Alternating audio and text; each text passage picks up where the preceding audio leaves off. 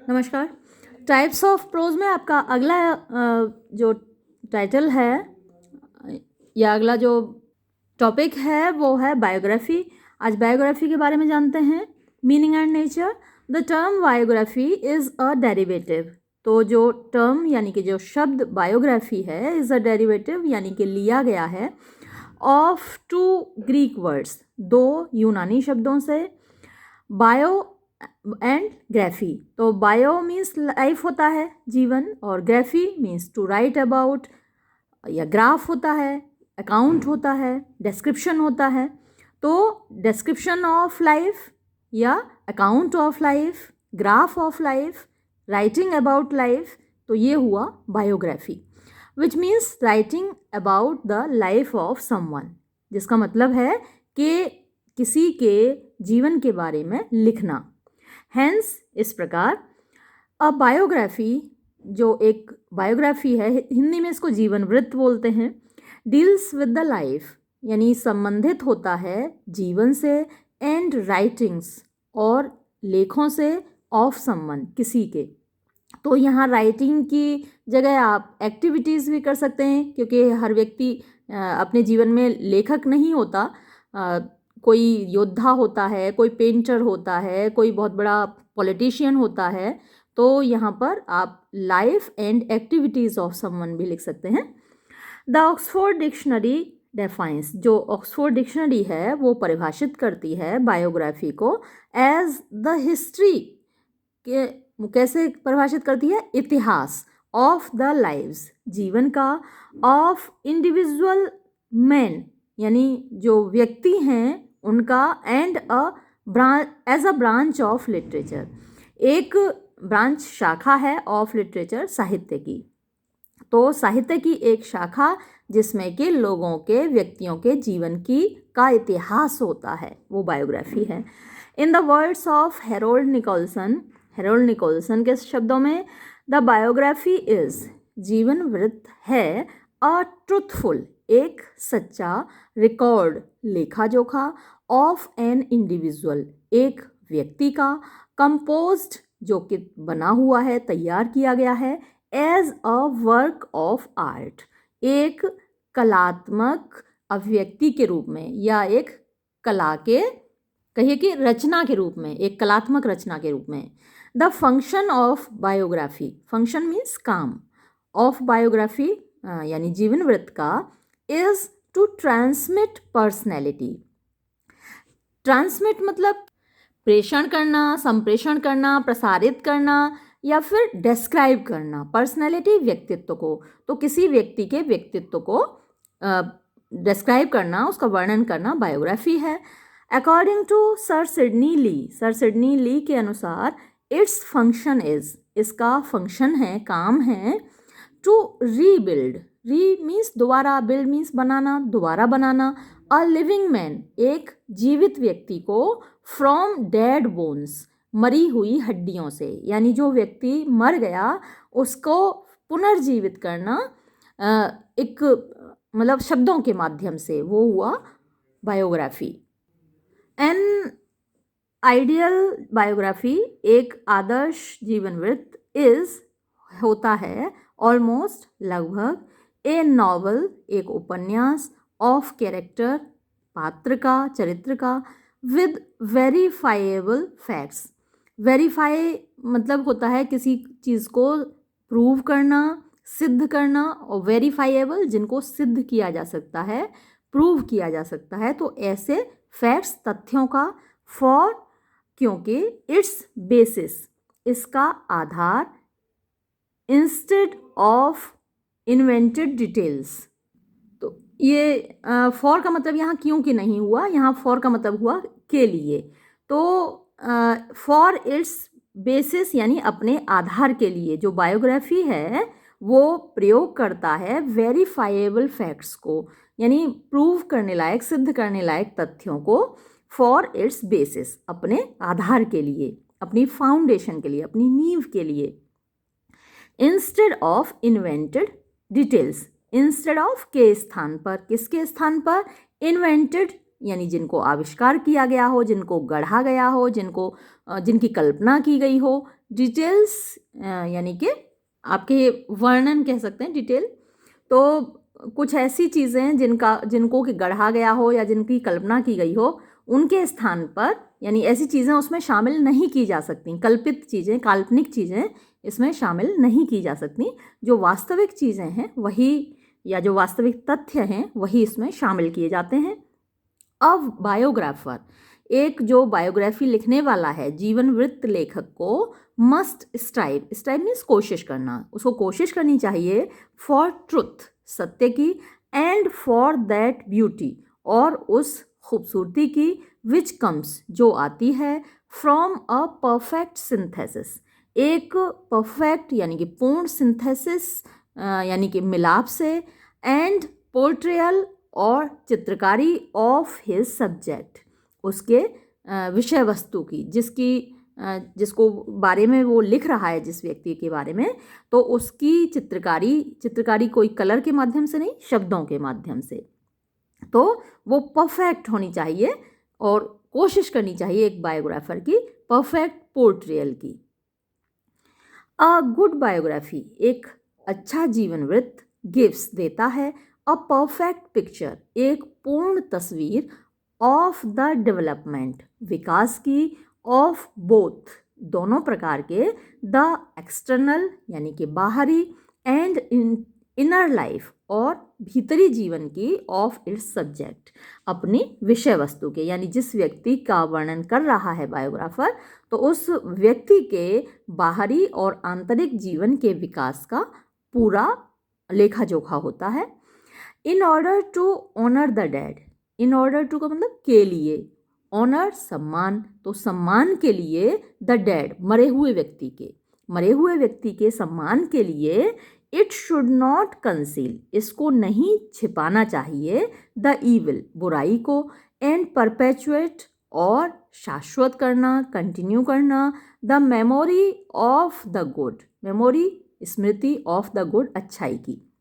तो होता क्या है कि जैसे हम जो कोई व्यक्ति जीवित है उसकी तो अक्सर हम बुराई कर लेते हैं, लेकिन जब वही व्यक्ति मर जाता है तो हम उसकी बुराई करने की बजाय उसकी अच्छाइयों की तारीफ़ करते हैं, उसमें उसके गुणों का बखान करते हैं। लेकिन एक बायोग्राफर को ऐसा नहीं करना चाहिए, यानी हम लोग मृत आत्मा को सम्मान देते हैं, हमेशा जो मर गया उसका सम्मान करते हैं और उसकी बुराइयां नहीं करते। लेकिन बायोग्राफी में ऐसा नहीं होना चाहिए। In order to honour the dead यानी मृत व्यक्ति को सम्मान देने के लिए, it should not conceal the evil, इसको बुराई को छिपाना नहीं चाहिए, यानी उस इंसान में अगर कुछ बुराइयां थीं तो उनका भी उल्लेख करना चाहिए बायोग्राफर को, सिर्फ उसकी अच्छाइयों का ही बखान नहीं करना चाहिए। अ बायोग्राफी, एक जीवन वृत्त, इज सपोज्ड माना जाता है, टू बी फ्री कि वो मुक्त होता है, from his personal prejudices, personal व्यक्तिगत, प्रेजुडिसेस पूर्वाग्रह, उसके व्यक्तिगत पूर्वाग्रहों से, and above his personal views, personal व्यक्तिगत व्यूज़ विचार, तो उसके व्यक्तिगत विचारों से ऊपर, इन राइटिंग लिखने में, द लाइफ हिस्ट्री जीवन का इतिहास, ऑफ अ ग्रेट मैन एक महान व्यक्ति के, यानी एक महान व्यक्ति के जीवन का इतिहास लिखते वक्त एक जो लेखक है उसको अपने पर्सनल प्रेजुडिसेस से दूर रहना चाहिए, जो उसके खुद के पूर्वाग्रह हैं उनसे दूर रहना चाहिए।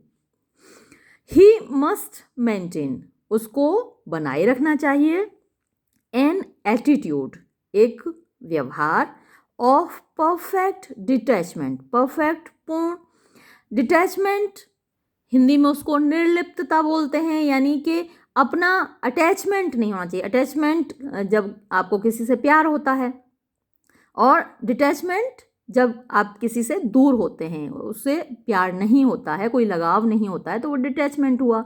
तो जो बायोग्राफर है उसको एक पूर्ण डिटैचमेंट रखना चाहिए, यानी उसको, और एंड डिसइंटरेस्टेडनेस, और उसको उसमें रुचि नहीं लेनी चाहिए, पर्सनल इंटरेस्ट नहीं रखना चाहिए, यानी उसका कोई निहितार्थ नहीं होना चाहिए, अपने इंटरेस्ट के हिसाब से लिखना, या किसी व्यक्ति को आप पसंद करते हैं तो उसकी बेवजह तारीफ़ करना, या फिर किसी व्यक्ति को पसंद नहीं करते हैं तो उसकी बेवजह बुराई करना, ये सब बायोग्राफी में शामिल नहीं होना चाहिए। एक बायोग्राफर को कंप्लीटली डिटैच्ड होना चाहिए, यानी निरपेक्ष होना चाहिए। Forgetting his personal likes and dislikes, forgetting यानी भूलकर, हिज पर्सनल अपने व्यक्तिगत, लाइक्स पसंद, एंड डिसलाइक्स नापसंद, तो अपनी जो व्यक्तिगत पसंद नापसंद है उसको बायोग्राफी में शामिल नहीं करना चाहिए एक बायोग्राफर को। आगे है biography and history. Biography differs from history, जो बायोग्राफी है वो अलग होती है, भिन्न होती है इतिहास से, in being a record of the life, क्योंकि ये रिकॉर्ड होता है, लेखा जोखा होता है जीवन का, ऑफ वन इंडिविजुअल, एक व्यक्ति का। इट इज़ अ स्टडी, ये एक अध्ययन होता है, शार्पली डिफाइंड, जो कि तीखे तरीके से डिफाइंड परिभाषित होता है, बाय टू डेफिनेट इवेंट्स, दो निश्चित घटनाओं के द्वारा, बर्थ एंड डेथ, जीवन, जन्म और मृत्यु। यानी हम जो बायोग्राफी शुरू करते हैं किसी व्यक्ति की तो उसके जन्म से शुरू करते हैं और उसकी बायोग्राफी उसकी मृत्यु पर ख़त्म हो जाती है। इट फिल्स इट्स कैनवास, ये अपने कैनवास को भरता है, इट फिल्स ये भरता है, यानी कि जो बायोग्राफी है वो भरता है इट्स कैनवास, अपने कैनवास को, कैनवास जो किरमिच होता है जिस पर पेंटिंग की जाती है, विद वन फिगर, एक ही फिगर से, एक ही आकृति से, एंड अदर कैरेक्टर्स, और दूसरे जो पात्र होते हैं, हाउएवर ग्रेट, चाहे वो कितने भी महान हों, इन देमसेल्व्स, अपने आप में, मस्ट ऑलवेज बी, हमेशा होने चाहिए, सब्सिडियरी यानी कि द्वितीयक, यानी कि secondary, to the central hero, जो हमारा मुख्य पात्र है उसके। यानी मान लीजिए हम पटेल की बायोग्राफी लिख रहे हैं, सरदार पटेल की बायोग्राफी लिख रहे हैं, तो उसी पीरियड में महात्मा गांधी भी हैं जो कि उनसे ज़्यादा डोमिनेंट पर्सनैलिटी हैं। लेकिन जब हम सरदार पटेल की बायोग्राफी लिख रहे हैं तो हमें सरदार पटेल को ही अपना हीरो रखना है, उनके बारे में ही मेनली लिखना है, ना कि हम बीच में गांधी जी को हाईलाइट करने लगें। तो जो जिस व्यक्ति की बायोग्राफी लिखी जा रही है केवल वही सेंट्रल फिगर रहना चाहिए, और दूसरे कैरेक्टर्स यानी उन्हीं के जो समकालीन, उन्हीं के जो कंटेम्परेरी दूसरे कैरेक्टर्स हैं, however great in themselves, चाहे वो कितने भी महान हो अपने आप में, जैसे कि गांधी जी थे पटेल के टाइम में, तो वो फिर भी सब्सिडियरी रहने चाहिए, सेकेंडरी रहने चाहिए। इट मस्ट गिव, इसको देना चाहिए, किसको देना चाहिए, यानी बायोग्राफी को देना चाहिए, एन अकाउंट, एक लेखा जोखा, ऑफ द पर्सनैलिटी, व्यक्तित्व का, एंड हिज अचीवमेंट्स, और उसकी उपलब्धियों का, इन अ ट्रूथफुल मैनर, एक सच्चे तरीके से। लीडिंग बायोग्राफीज, कुछ मुख्य बायोग्राफीज हैं, जीवन वृत्त हैं। द फेमस बायोग्राफीज यानी प्रसिद्ध जीवन वृत्त इन इंग्लिश, अंग्रेजी में, आर हैं the lives of the poets by Samuel Johnson, तो सैमुअल जॉनसन में लाइव्स ऑफ द पोइट्स लिखे हैं। ये बहुत फेमस बायोग्राफी है, आपको याद भी रखने हैं, ये lives of the poets Samuel Johnson ने लिखा है। फिर the life of Samuel Johnson by James Boswell, James Boswell ने सैमुअल जॉनसन का लाइफ लिखा, यानी सैमुअल जॉनसन ने एक बायोग्राफी लिखी है जिसमें बहुत सारे पोइट्स के लाइव्स हैं, लाइव्स ऑफ पोइट्स उसका नाम ही है। और खुद सैमुअल जॉनसन की बायोग्राफी लिखी है जेम्स बोसवेल ने, ये भी बहुत फेमस बायोग्राफी है, इसका नाम भी आपको याद रखना है। नेल्सन बाय रॉबर्ट साउदी ने नेल्सन लिखी है। Sir Walter Scott by Lockhart ने सर वॉल्टर स्कॉट लिखी है। Thomas Carlyle by Sterling, lord Macaulay by Trevelyan, and queen Victoria by Lytton Strachey. ये तो स्ट्रेची की स्पेलिंग थोड़ी इसमें गड़बड़ है, STRACHEY है, ये ए थोड़ा पहले टाइप हो गया है। तो लिटन स्ट्रेची ने एमिनेंट विक्टोरियंस लिखा है एक वर्क, तो उसमें कई सारे विक्टोरियन पीरियड के लोगों के लाइव्स हैं, तो उसमें एक क्वीन विक्टोरिया का लाइफ भी है। तो आपको एमिनेंट विक्टोरियंस भी याद रखना है, जो कि लिटन स्ट्रेची का वर्क है। इसी क्रम में और इसी से संबंधित कुछ और चीज़ें हैं जो इस बुक में नहीं दी गई हैं, तो मैंने ये आपके लिए ज़रा नोट की हैं, इनको भी देख लीजिए। प्लूटार्क्स पैरेलल लाइव्स, ये प्लूटार्क ने लिखी थी बुक पैरेलल लाइव्स, ये 1st सेंचुरी एडी में लिखी गई है और उसमें कवर्ड 23 ग्रीक्स एंड 23 रोमन्स। तो इसमें 23 यूनानी लोगों के और 23 रोमन लोगों के जीवन वृत्त हैं, अरेंज्ड इन पेयर्स, जिनको के व्यवस्थित किया गया है पेयर्स में, जोड़ों में, यानी एक यूनानी व्यक्ति लिया और एक रोमन व्यक्ति लिया और दोनों की कंपैरिजन की है प्लूटार्क ने अपने लाइव्स में, पैरेलल लाइव्स में। दे प्रूव्ड एन इम्पॉर्टेंट सोर्स, ये साबित हुए एक महत्वपूर्ण स्रोत ऑफ प्लॉट्स, यानी कथानक के, फॉर मैनी ड्रामाज, बहुत सारे नाटकों के। तो अक्सर एलिजाबेथन एज में और बाद में भी बहुत सारे नाटक लिखे गए हैं, उनकी पृष्ठभूमि यहीं से ली गई थी, प्लूटार्क के लाइव्स से। जैसे कि इसमें एक पेयर है डेमोस्थीन्स। डेमोस्थीन्स एक यूनानी वक्ता था, ऑरेटर था, बहुत अच्छा बोलने वाला, भाषण देने वाला व्यक्ति था, और सिसरो एक रोमन वक्ता था जो कि बहुत अच्छा भाषण देता था। तो इन दोनों की लाइव्स पैरेलल रखी गई हैं और उनका वर्णन किया गया है। ऐसे ही अलेक्जेंडर द ग्रेट, सिकंदर महान से आप परिचित हैं, ये यूनान का महान योद्धा था, भारत तक लड़ता हुआ आया था, जीतता चला आया था वहाँ से, तो ये एक महान योद्धा था। उधर फिर जूलियस सीजर एक बहुत महान योद्धा था। तो इन दोनों को पैरेलल रखकर प्लूटार्क ने इन दोनों के लाइफ के बारे में लिखा है। तो जैसे जूलियस सीजर का ड्रामा विलियम शेक्सपियर का ड्रामा जूलियस सीजर आपने पढ़ा है, तो जूलियस सीजर का जो प्लॉट लिया है शेक्सपियर ने, वो यहीं से लिया, प्लूटार्क के लाइफ से लिया। तो बहुत सारे जो जूलियस सीजर बार बार जूलियस सीजर आता, शेक्सपियर के बहुत सारे ड्रामाज के जो सोर्स हैं, जो स्रोत है, जो कहानियाँ ली गई हैं, वो यहीं प्लूटार्क के लाइफ से ली गई हैं, और बहुत सारे दूसरे ड्रामाटिस्ट हुए हैं जिन्होंने यहीं से उधार लिया। फिर एक चीज़ और मैं आपको बताना चाहती थी, ऑथराइज्ड बायोग्राफी। ये ऑथराइज्ड बायोग्राफी क्या होती है, इसमें परमिशन ली जाती है, विद परमिशन लिखी जाती है। जिस व्यक्ति की बायोग्राफी लिखी जा रही है, जिसका जीवन वृत्त लिखा जा रहा है, एक तो उसकी परमिशन ली जाती है, उसकी अनुमति ली जाती है, कोऑपरेशन, उसका सहयोग लिया जाता है, यानी वो व्यक्ति जीवित है या उसके घर वाले जीवित हैं तो उनका सहयोग लिया जाता है, एंड समटाइम्स पार्टिसिपेशन। और कभी कभी ऐसा होता है कि जिसका जीवन वृत्त लिखा जा रहा है वो व्यक्ति खुद पार्टिसिपेट करता है, खुद उसमें भागीदारी करता है, अपने बारे में बताता है, लिखवाता है कह के बायोग्राफर से, तो वो ऑथराइज्ड बायोग्राफी होती है। फिर एक चीज़ है घोस्ट राइटर। घोस्ट राइटर एक टर्म है जिससे आपको परिचित होना चाहिए। गोस्ट भूत होता है और राइटर लेखक, तो भूत क्या है, दिखाई नहीं देता। भूत की ये खासियत है कि आपको दिखाई नहीं देता। भूत मानते हैं आपकी भूत होता है, लेकिन हमें तो कहीं दिन में दिखाई नहीं देता, आपके कमरे में कहीं दिखाई नहीं देता। तो इसी तरीके से जो घोस्ट राइटर है वो दिखाई नहीं देता, होता है, लिखता है, लेकिन दिखाई नहीं देता। तो बहुत सारे लोग उनको अपनी मान लीजिए ऑटोबायोग्राफी लिखनी है, लेकिन क्या है कि उनका लिखने का तरीका अच्छा नहीं है, उनका लैंग्वेज पर अच्छा कमांड नहीं है, उनको भाषा आती नहीं, लिखनी अच्छी वोकेबलरी नहीं है, शब्दावली उनकी अच्छी नहीं है।